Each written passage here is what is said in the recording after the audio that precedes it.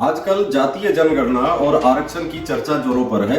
जहां जातीय जनगणना विपक्ष की मांग है, तो वहीं आरक्षण लगभग सभी पार्टियां चाहती हैं और लगभग सभी पार्टियां ही इसका लाभ लेने की होड़ में भी है, क्योंकि ऐसा होने से कुछ पार्टियों को वोट का लाभ मिलता है। यानी कि ये जातीय जनगणना और आरक्षण मुख्य रूप से वोट बैंक बनाने की कवायद है। हमें भी इससे कोई गुरेज नहीं है। आज के समय में सामाजिक असमानता को दूर करने के लिए आरक्षण आवश्यक हो गया है, परंतु क्या हर जगह और हर क्षेत्र में आरक्षण देना सही है? आज हम इसी बात पर चर्चा करेंगे कि शिक्षा और प्रतियोगी परीक्षा में आरक्षण देने का क्या दुष्परिणाम होता है अथवा क्या दुष्परिणाम हो सकते हैं।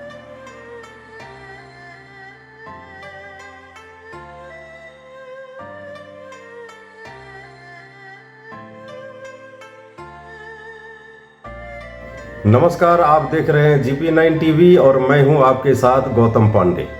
आइए सबसे पहले जानते हैं कि आरक्षण क्यों लाया गया था। भारत एक विविधता वाला देश है, जहां विभिन्न जातियां, धर्मों और समुदायों के लोग रहते हैं। देश के संविधान में प्रत्येक नागरिक को समान अधिकार देने का प्रावधान है, ताकि सभी लोग समान अवसर प्राप्त कर सके। इसके बावजूद ऐतिहासिक असमानताओं और भेदभाव के चलते समाज के कुछ वर्गों को आगे बढ़ने में कठिनाइयों का सामना करना पड़ता है। इन्हीं कठिनाइयों को ध्यान में रखते हुए शिक्षा और सरकारी नौकरियों में आरक्षण की व्यवस्था की गई थी, लेकिन समय के साथ इस नीति के कुछ नकारात्मक प्रभाव भी सामने आए हैं, जिन्हें नजरअंदाज नहीं किया जा सकता। आरक्षण की बात को आगे बढ़ाएं, इससे पहले इसकी पृष्ठभूमि को समझते हैं। आरक्षण की शुरुआत संविधान निर्माता डॉक्टर भीमराव अंबेडकर ने समाज के पिछड़े वर्गों को मुख्य धारा में लाने के उद्देश्य की थी।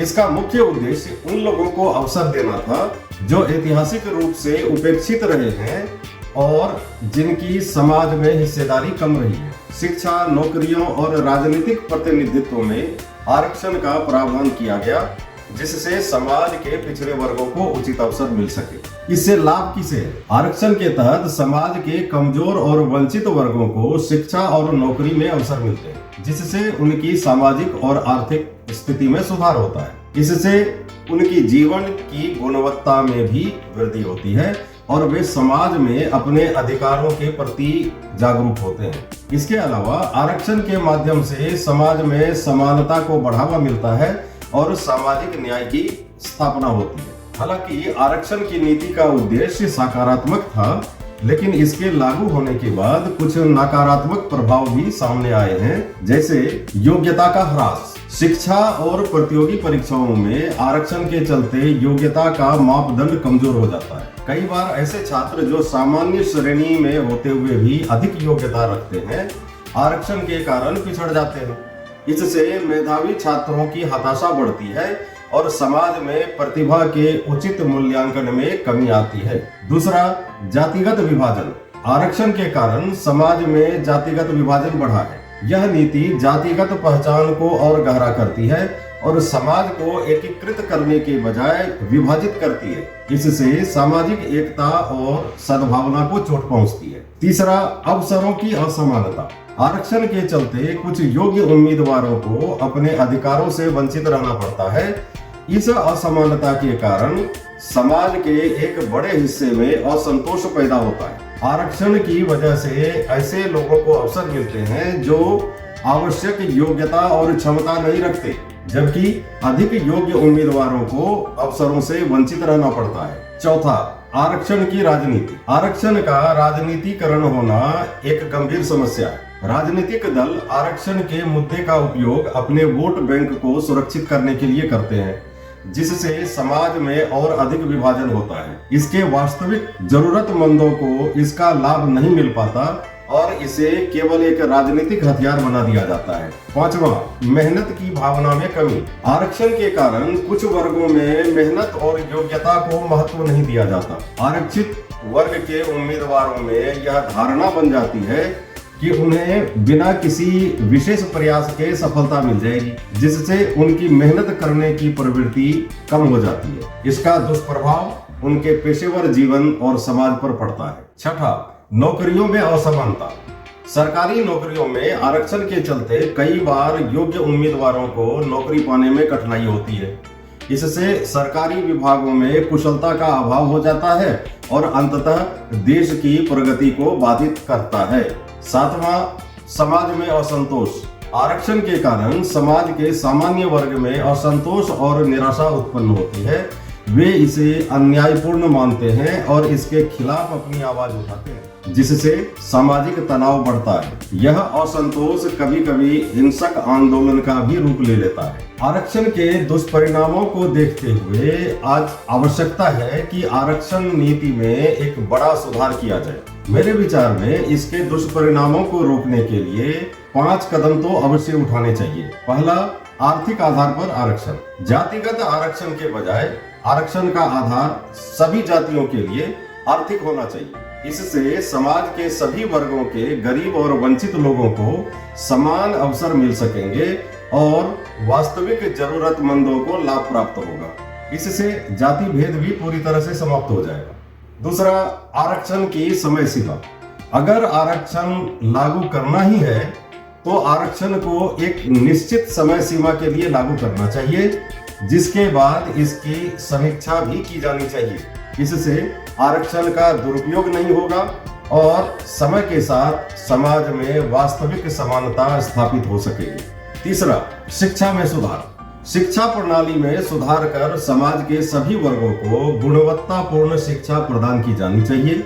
इससे समाज में समानता और योग्यता को बढ़ावा मिलेगा और आरक्षण की आवश्यकता धीरे धीरे कम हो जाएगी। चौथा, आरक्षण का सीमित उपयोग। आरक्षण का उपयोग केवल उन क्षेत्रों में किया जाना चाहिए जहां वास्तव में इसकी आवश्यकता है। उच्च शिक्षा और प्रतियोगी परीक्षाओं में इसका सीमित उपयोग किया जाना चाहिए ताकि योग्यता का ह्रास न हो और समाज में समरसता बनी रहे। कुछ ऐसे अति महत्वपूर्ण क्षेत्र जैसे यूपीएससी, डॉक्टरी, इंजीनियरिंग, वकालत पेशा इत्यादि हैं जिसमें आरक्षण बिल्कुल भी नहीं होना चाहिए, अन्यथा उसके परिणाम बहुत ही भयानक हो सकते हैं। पांचवा, सामाजिक जागरूकता।